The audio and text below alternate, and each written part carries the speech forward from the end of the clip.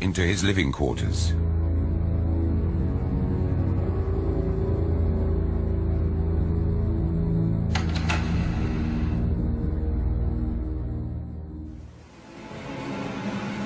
It was then that he felt that a presence was finally trying to drive him out.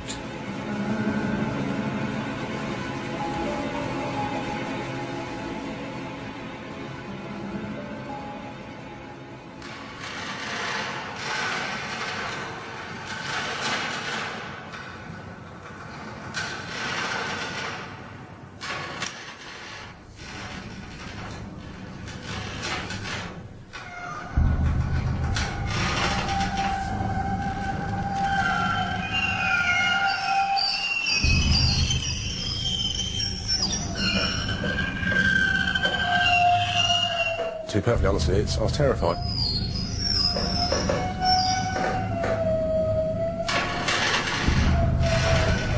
Once you've established that you are actually awake and this is really happening, very, very quickly your mind is overwhelmed by fear.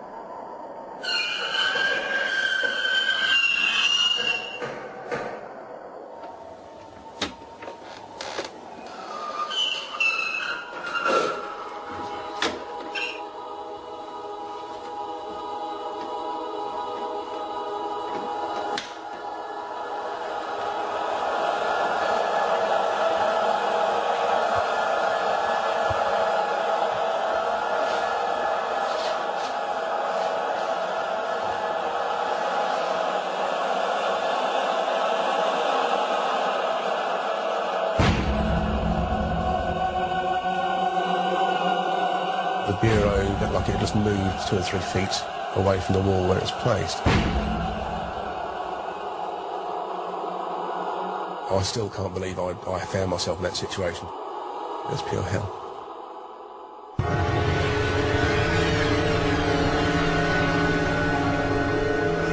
Please, stop!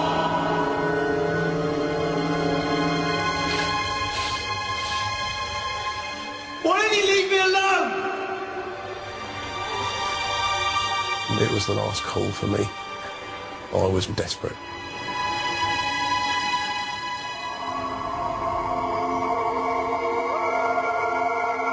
It did wear me down. The only way I could deal with it, and the way I did deal with it in the end, was to sit at the bottom of the stairs of the main house, and I found myself talking to a property, trying to make whoever it is here not feel threatened. But I wasn't going to change anything dramatically or drastically, and actually I was here to try and maintain and look after the place rather than being a threat.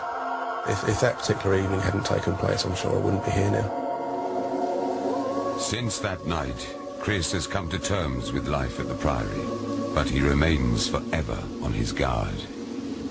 It's a situation where I don't really want to know the ins and outs of whys and the wherefores. I'm here for a blink in time, and I'm just irrelevant in a scale of things, really, and I am here just for a blink. After all, it's their house, and I'm just a guest.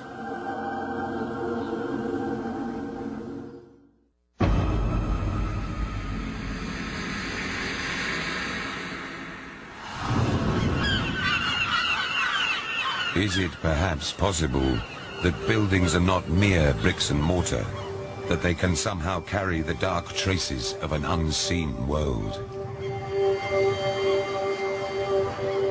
The Isle of Wight, 3 miles from mainland Britain, atop a hill in the northern coastal town of Ryde, sits a Victorian building. For decades, residents say they've been terrorized there. Nothing would induce me to go back and live there now. To actually spend the night in a place, I don't really know what we were thinking about, to be honest. I mean, it just frightens the life out of me to think about it. My stomach churns at the thought of what went on there. The building, to me, is alive. It's got evil. And I think there's something buried in there.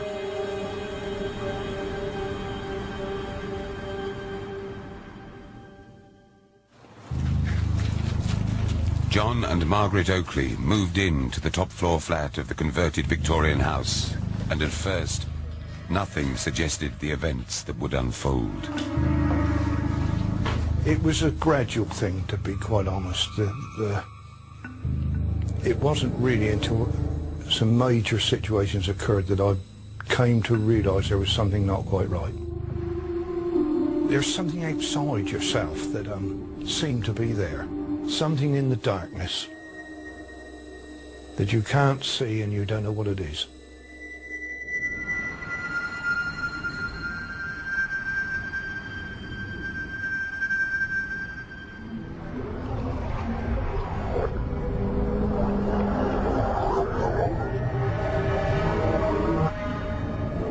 We were asleep in the bedroom. About 2 o'clock in the morning,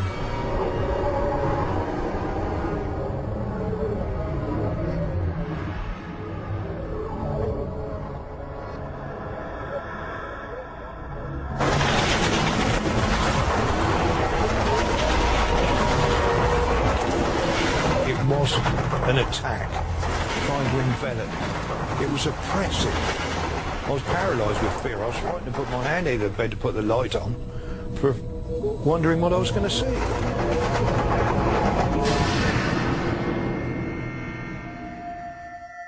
It stopped immediately. You flooded the room with light.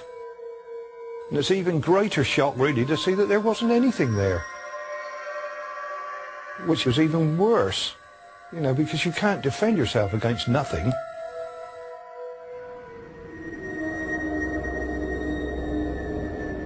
After that, I searched that flat. I looked up the chimney, I looked behind everything, and I even went up in the roof, and I couldn't see a thing. I don't want to go down that road where those wings came from. That was from a very dark place indeed. I knew after that that the force in that building was evil. The whole atmosphere of the place was so bad I didn't want to stay. Days later, the Oakleys fled the flat. Sometime afterwards, Dean and Georgina Rogers became tenants. I don't know what they were. I don't pretend to know what ghosts are, but they were present in that building. And Georgina believes a female presence, began to focus on a particular member of the Rogers family.